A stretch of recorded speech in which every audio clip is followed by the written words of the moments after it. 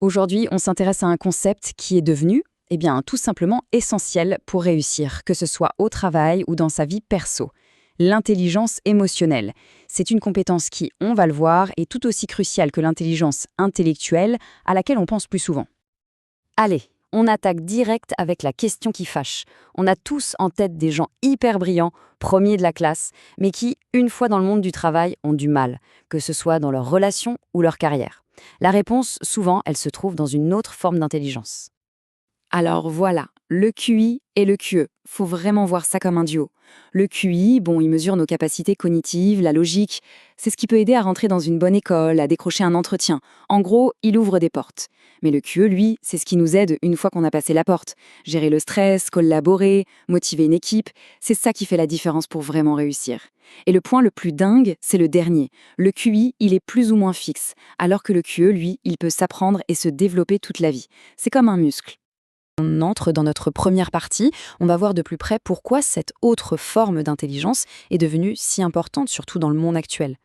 Et ça, ce n'est pas rien. Pensez-y, dans un monde où l'intelligence artificielle et l'automatisation gèrent de plus en plus de tâches techniques, qu'est-ce qui nous reste? Les compétences purement humaines. L'empathie, la communication, la collaboration, c'est ça qui nous différencie des machines. C'est notre plus grand atout. Ok, on a bien compris que c'était important, mais maintenant, il faut définir les choses. L'intelligence émotionnelle, concrètement, qu'est-ce que c'est? Donc le point crucial ici, ce n'est pas du tout de supprimer ses émotions ou de les ignorer. Au contraire, l'idée, c'est d'être en quelque sorte plus malin avec ses émotions, c'est-à-dire utiliser les informations qu'elles nous donnent pour guider nos pensées et nos actions de manière plus juste et plus efficace. Le modèle le plus connu, popularisé notamment par Daniel Goleman, décompose l'intelligence émotionnelle en 4 grands piliers. Et ce qui est intéressant, c'est qu'ils se construisent les uns sur les autres. On ne peut pas gérer ces relations si on n'a pas conscience de soi. Pour que ce soit plus parlant, on va suivre un exemple simple à travers ces 4 étapes. Imaginons qu'on reçoit un feedback très critique sur notre travail. Pour bien comprendre tout ça, il faut commencer par le commencement, c'est-à-dire soi-même. Les 2 premiers piliers, ils concernent la relation qu'on entretient avec son propre monde intérieur. Et voilà, tout est dit. C'est la base, la fondation. Sans une compréhension claire de ce qui se passe en nous, de nos propres émotions, c'est quasiment impossible de les gérer correctement, et encore moins de comprendre celles des autres. C'est vraiment le point de départ de tout. Reprenons notre exemple du retour critique. La première réaction, ça peut être de se sentir juste mal ou énervé. La conscience de soi, c'est d'aller plus loin. Est-ce de la déception, parce qu'on pensait avoir fait du bon boulot, de la frustration envers la personne qui a fait le commentaire, ou peut-être de l'anxiété, la peur des conséquences? Mettre le bon mot sur l'émotion, c'est la toute première étape pour la comprendre. Ok, donc on a identifié, disons, de la frustration et de l'anxiété. C'est là que la maîtrise de soi entre en jeu. Au lieu de réagir à chaud, impulsivement, en envoyant un mail un peu sec pour se défendre, on prend une pause. On respire un coup. On choisit de répondre plus tard, de manière constructive, peut-être en demandant plus de détails. C'est ça la différence fondamentale entre une réaction et une réponse. Une fois qu'on commence à mieux gérer son monde intérieur, alors on peut se tourner vers l'extérieur. Les 2 derniers piliers, c'est comment on se connecte aux autres. D'abord en les comprenant, puis en interagissant avec eux de manière positive. L'empathie, c'est le cœur de la conscience sociale. Et attention, il y a une nuance très importante. Ce n'est pas imaginer ce qu'on ressentirait à leur place, mais vraiment essayer de comprendre ce que eux, ils ressentent de leur point de vue. Dans notre exemple, c'est se demander quelle était l'intention de la personne qui m'a fait ce retour. Peut-être que son but n'était pas d'attaquer, mais juste d'aider. Ça change tout. Et on arrive au 4e et dernier pilier, la gestion des relations, qui est un peu l'aboutissement de tout le reste. Avec la conscience de ses émotions, leur maîtrise et la compréhension de l'autre, on peut enfin avoir une conversation productive.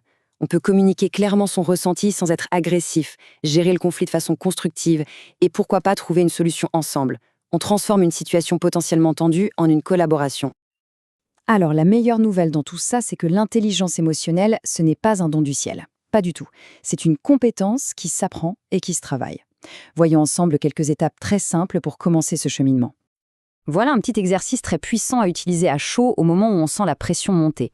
Face à une situation, on prend quelques secondes pour se poser ces 3 questions. 1. Qu'est-ce que je ressens? 2. Quelles sont mes options de réponse? 3. Quel est mon objectif final? Ça permet de casser l'automatisme de la réaction et de choisir une action plus intentionnelle. Et voici d'autres actions très concrètes. La prochaine fois, dans une conversation, on peut se donner comme objectif de vraiment, mais alors vraiment écouter pour comprendre ce que l'autre dit, au lieu de préparer sa réponse pendant qu'il parle. C'est un exercice d'empathie génial. Et puis, oser demander un retour. Comment tu as perçu ma réaction tout à l'heure? C'est un peu inconfortable, mais c'est hyper efficace pour progresser. Pour conclure, j'aimerais insister sur le message le plus encourageant de toute cette histoire. L'intelligence émotionnelle, c'est un peu comme un super pouvoir que tout le monde peut apprendre à maîtriser. La science nous le confirme, notre cerveau est malléable. C'est ce qu'on appelle la neuroplasticité. Ça veut dire que, tout comme faire du sport renforce un muscle, s'entraîner à être plus conscient de ses émotions ou plus empathique, ça renforce les circuits neuronaux correspondants. Littéralement, on entraîne son cerveau. Et c'est vraiment ça, l'idée centrale à retenir.